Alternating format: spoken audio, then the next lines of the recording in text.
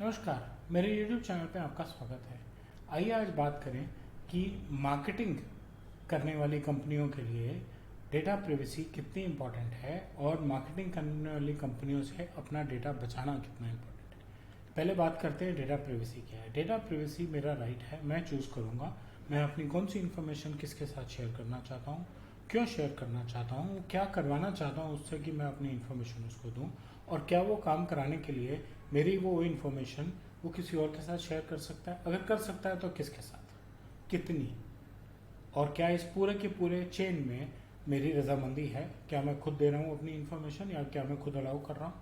अगर ऐसा नहीं है तो डेटा प्राइवेसी में वो रूल्स और वो लॉज हैं जो मेरी मदद करेंगे कि अगर आप मेरा डेटा मिसयूज़ कर रहे हैं, मेरी पर्सनल इन्फॉर्मेशन मिसयूज़ कर रहे हैं, तो मैं कानून का सहारा ले सकूँ और अपना बचाव कर सकूँ। जब बात आती है मार्केटिंग की, तो मार्केटिंग के डेटा कलेक्शन पॉइंट्स क्या हैं। कुकीज़ आपके इंटरनेट ब्राउज़र में, क्रॉलर्स, ऐसे CRM सॉफ्टवेयर आते हैं जो आपको ईमेल तो भेजते हैं लेकिन साथ में एक ऐसा क्रॉलर भेजते हैं जो ईमेल भेजने वाले को ये बता सके कि ईमेल कब पहुंची, ईमेल कब खोली गई, ईमेल कब पढ़ी गई, कितनी देर उस ईमेल पे लगाएगी, उसके साथ जो डॉक्यूमेंट लगा हुआ था वो खोला कि नहीं, उस पर कितनी देर लगाई गई। तो आप सोच सकते हैं कि वो आपकी और भी इंफॉर्मेशन कलेक्ट कर रहा हो सकता है। और सोशल मीडिया के थ्रू और इन क्रॉलर्स के थ्रू आपकी बहुत सारी जानकारी ली जा सकती है। इसके अलावा सोशल मीडिया की कॉर्पोरेट जो यूज़र्स हैं उनकी डेटाबेस बनाई जा सकती है। सोशल मीडिया पे आप जिस तरह के पोस्ट डालते हैं उससे आपका सोशल बिहेवियर पता लगता है। पता लगता है आप इस समय कहाँ हैं, पता लगता है आप रहते कहाँ हैं, पता लगता है आप क्या खाना पसंद करते हैं, आप किस टाइप की शॉपिंग करते हैं। और ये डेटाबेसेस जो हैं ये भेजी जाती हैं ईमेल कंपनियों द्वारा, जिससे कि आप उनसे डेटाबेस लेके लोगों को अपने प्रोडक्ट्स के बारे में जानकारी दें। इसके अलावा ऑफलाइन और ऑनलाइन सर्वेज भी होते हैं जो अचानक पॉपअप आ जाता है, या जो आप कहीं जा रहे होते हैं और अचानक कोई आपको रोक के कहता है मैं एक NGO से हूँ, मुझे ये जानकारी दीजिए। ऐसी एप्लीकेशन फॉर्म्स हैं। आपको क्रेडिट कार्ड लेना है, आप एयरपोर्ट पे खड़े हैं, एक क्रेडिट कार्ड कंपनी का आदमी आता है और आपसे एक फॉर्म भरवा लेता है, आपकी एप्लीकेशन ले लेता है। आपको कार्ड मिला या नहीं मिला, लेकिन उस कंपनी के उस आदमी को आपकी पूरी पर्सनल इन्फॉर्मेशन मिल गई है ना। तो इन्फॉर्मेशन कलेक्ट करना तो बहुत मुश्किल नहीं है। किस टाइप की इन्फॉर्मेशन, आपका नाम, पता, आप कहाँ रहते हैं, आप कहाँ काम करते हैं, आपने क्या पढ़ाई की हुई है, आपके परिवार में कौन कौन है, आप अभी कहाँ हैं, कहाँ घूम रहे हैं, आपके टेलीफोन्स में ऐप्स हैं, हेल्थ की ऐप है, मैप्स की ऐप है, वो सब ट्रैक कराती है कि आप कहाँ पे हैं और क्या कर रहे हैं। आपका सोशल बिहेवियर और आपकी शॉपिंग प्रेफरेंसेस, यानी कि आप किस टाइप की चीज़ें खरीदते हैं और कैसे इस्तेमाल करते हैं, ये भी सब ट्रैक हो रहा है। तो ये सारा डेटा बड़ी कंपनियों में जाता है जो इस्तेमाल करते हैं आपको अपने नए नए प्रोडक्ट्स के बारे में बताने को, आपको प्रोडक्ट्स पे ऑफर्स आपके साथ शेयर करने के लिए।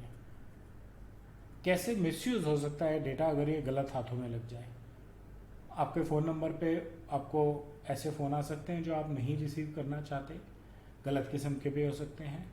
गलत किस्म के लोग आपको आपके घर पे परेशान कर सकते हैं। आपकी फ़ोटोग्राफ्स को मॉर्फ किया जा सकता है, आपकी फ़ोटोग्राफ्स और आपकी आवाज़ को मिला के आपके डीप फेक वीडियोज़ बनाए जा सकते हैं।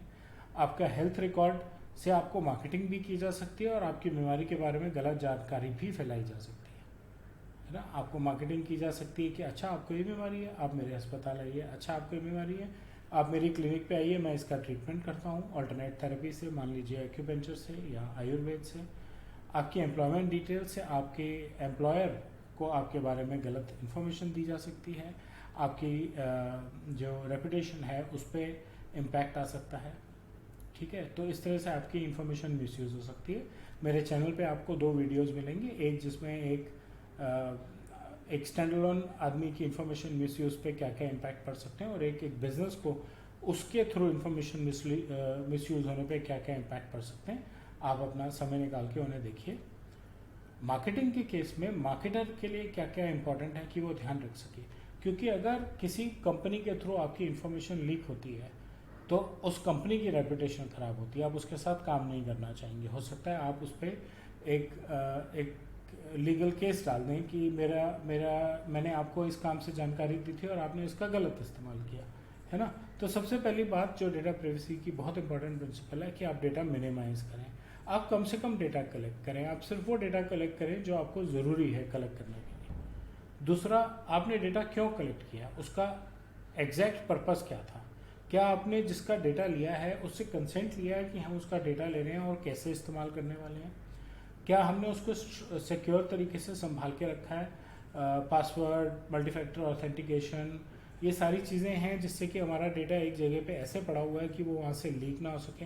हमारे जो कॉन्ट्रैक्ट्स हैं उन एजेंसीज के साथ जिनसे जो हमारे लिए डेटा कलेक्ट कर रही हैं, और उन थर्ड पार्टीज़ के साथ जो हमारे लिए मार्केटिंग कर रहे हैं। जैसे आपने डेटा कलेक्ट किया और आपने कहा कि मुझे ये प्रोडक्ट लॉन्च करने के लिए एक बहुत बड़ा इवेंट करना है, तो आपने एक इवेंट मैनेजमेंट कंपनी को इवेंट का ऑर्डर दे दिया और साथ में उसको डेटाबेस दे दी कि मैं इन लोगों को बुलाना चाहता हूँ। तो क्या आपका उनके साथ एक अच्छा स्ट्रॉन्ग कॉन्ट्रैक्ट है कि वो डेटाबेस सिर्फ हमारे लिए इन लोगों को बुलाने के लिए इस्तेमाल की जाएगी और वो डेटाबेस कहीं और नहीं इस्तेमाल की जाएगी या किसी और तरीके से नहीं इस्तेमाल की जाएगी? इन कॉन्ट्रैक्ट्स का बहुत स्ट्रिक्ट होना बहुत ज़रूरी है। प्राइवेसी नोटिसेस और प्राइवेसी पॉलिसीज़ का पब्लिश होना बहुत ज़रूरी है। आगे चल के हम इन दोनों पे भी बहुत सारे वीडियोस बनाने वाले हैं, तो आप मेरे चैनल को सब्सक्राइब करके मेरे साथ रह सकते हैं। आपकी प्राइवेसी पॉलिसीज़ वेबसाइट पर पब्लिश होनी चाहिए और उनमें हर चीज़ की क्लैरिटी होनी चाहिए कि आप किसका डेटा किस काम से ले रहे हैं और कैसे इस्तेमाल करने वाले हैं। अगर आप किसी का डेटा नहीं इस्तेमाल करने वाले तो आप उसको डिस्ट्रॉय कैसे करेंगे, इस बारे में भी पूरी जानकारी होनी चाहिए। और सबसे इम्पोर्टेंट कि अगर आपको कोई ऐसा इंसिडेंस मिल जाए जिसमें आपको डेटा ब्रीच मिले तो आपने क्या एक्शन लिया और वो उस एक्शन से क्या इम्पैक्ट पड़ा, उसका पब्लिश होना भी ज़रूरी है, जिससे कि आपके थ्रू कोई किसी का डेटा मिसयूज़ ना करे। ठीक, सो आपके अपनी थर्ड पार्टीज़ के साथ कॉन्ट्रैक्ट्स, जिन्होंने आपके नाम से डेटा कलेक्ट किया, जिन्होंने आपके नाम से मार्केटिंग की, आपके डेटा की स्टोरेज, आप डेटा मिनिमम से मिनिमम कलेक्ट कीजिए और प्राइवेसी पॉलिसीज़ और नोटिस से टाइम टू टाइम अपने कंज्यूमर को बताते रहिए कि आपने डेटा क्यों लिया था और आप उस डेटा को कैसे इस्तेमाल कर रहे हैं। जहां ज़रूरत पड़े, जब आपको लगे कि अब डेटा की और ज़रूरत नहीं है, आप उस कंज्यूमर का डेटा डिलीट कर दें।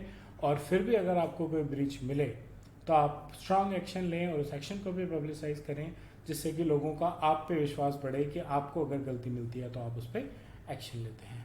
फिलहाल के लिए मैं मार्केटिंग और डेटा ब्रीच के बारे में बस यही बात करना चाहता था। मुझे उम्मीद है आपको ये जानकारी अच्छी लगी होगी। कृपया लाइक और बेल बटन दबाएं और फीडबैक भी भेजें कमेंट सेक्शन में। धन्यवाद।